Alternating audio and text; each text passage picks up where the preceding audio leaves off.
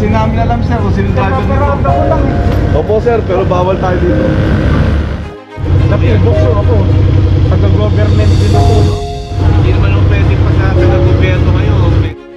Road user, tax, ano rin ako. Oo, lahat po tayo. Lahat po tayo.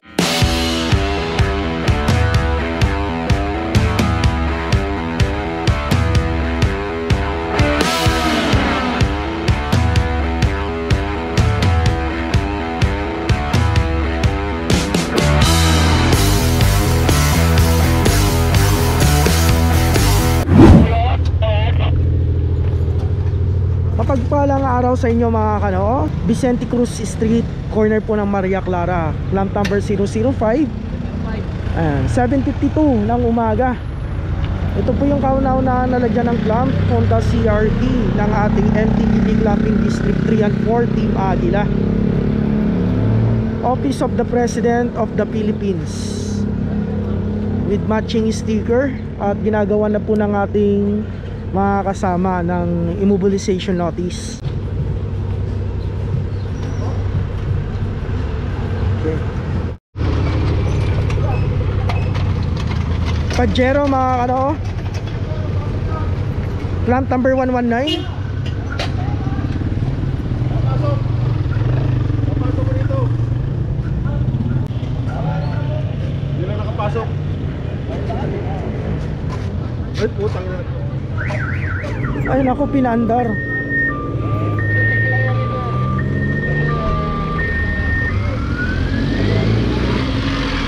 Clamp number 123.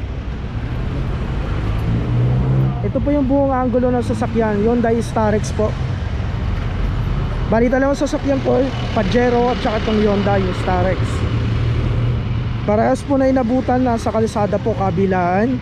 May mga nakaparada po dito, ayan, nagpapacar wash lang. Ayun po, ipapasok daw po, kaso inabutan po ng ating team, dapat pinasok na po kaagad. Kanalap po kayo sa office po namin para napunta ako. Toyota Innova mga ano, Vicente Cruz pa rin po tayo, corner ng Florentino Street. Clamp number 239. Unattended po at nasa kalsada rin po ang pagkakaparada. So bali umagang-umaga, lahat ng mga inabutan natin, karamihan ay nasa kalsada mismo. Mayroon po tayong nalagyan ng clamp, isa po nasa bangketa.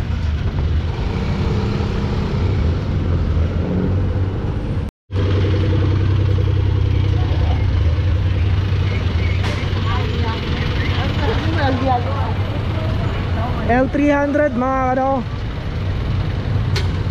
141 unattended po. Ayun, wala pong laman sa loob.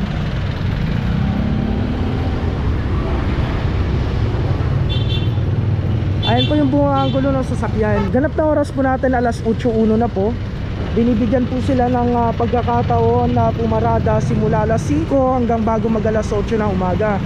Pero pag inabutan po talaga ng team na walang tao yung sasakyan, malalagyan po ng clamp. Loyola Street na po tayo mga kano, corner po ng Maceda. Bali dalawang sasakyan po yung naispatan. Isang Toyota po, naka-hazard yung isa. Kung may tao po yun, hindi po malalagyan ng clamp. Yung isa po, pag may tao, paalisin na lang. Pero pag walang tao po, nasa bangketa, malalagyan po ng clamp mga kano. Ayan, gaya po ng isa may tao po, kita nyo pinakawalan lang, pinaalis. Maliban po dito sa isang sasakyan na kulay puti, clamp number 144. Ayan, bangketa po yung pinaradaan. Kung makikita nyo po, daanan ng tao yung bangketa. Toyota Fortuner. Oras po natin, alas 8:15 na po na umaga.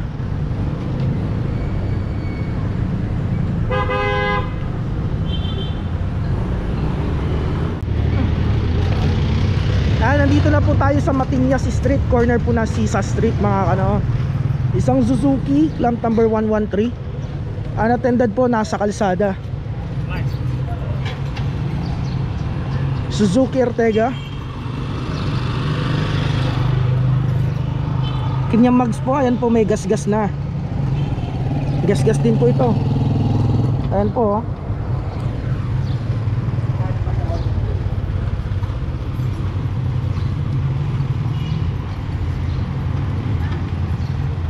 Toyota Vios 003. As you can see po, makikita naman po natin may secondary road, pwede pong paradahan, hindi po nilalagyan ng clamp. Maliban lang po kung talagang dito sa mismong dadaanan ng ating team. Huwag lang po sa Mabuhay Lane, National Road at Main Road mga kanoo.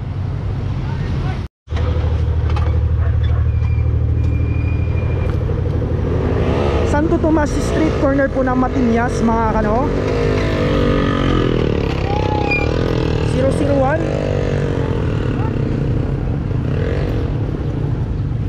Ayan po yung buong angulo ng sasakyan mo, isang Suzuki.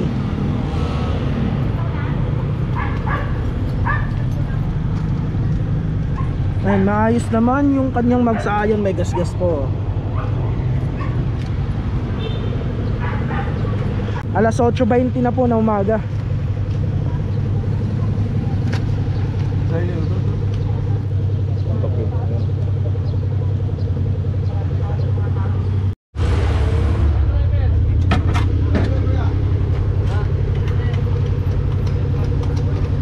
Wala pa yung driver? Wala. Toyota po mga kanok, clamp number 240. Dito tayo sa Blooming Treat. Blooming Treat extension po mga kanok.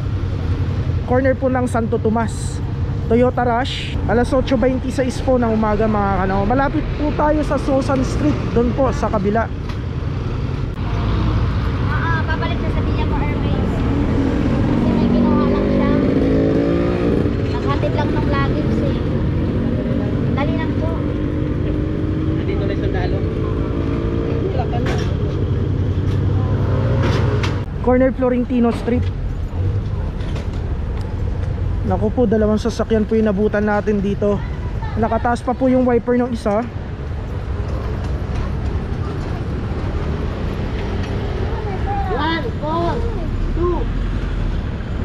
Clamp number 241, clamp number 004, Musa Street, Hyundai at saka Toyota po yung nalagyan ng clamp dito. Florentino Street, corner po ng Blooming Treat Road. Dito sir, banda Quezon City na po ito sir. Dito lang. Alright, so ayan, makikita nyo po dito, party na po dito ng Quezon City. Maliban lang po dito sa malapit sa Blooming Treat Road, itong dalawang sasakyan.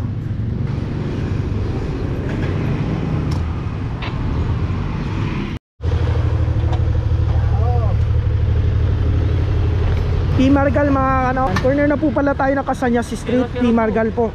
Clamp number 002. 002.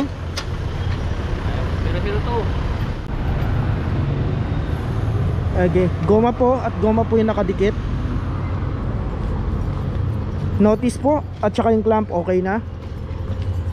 Nandito na po tayo sa Maceda, corner ng P. Margal. Mirage. Ayan po yung buong angulo ng Mirage G4 mga ano.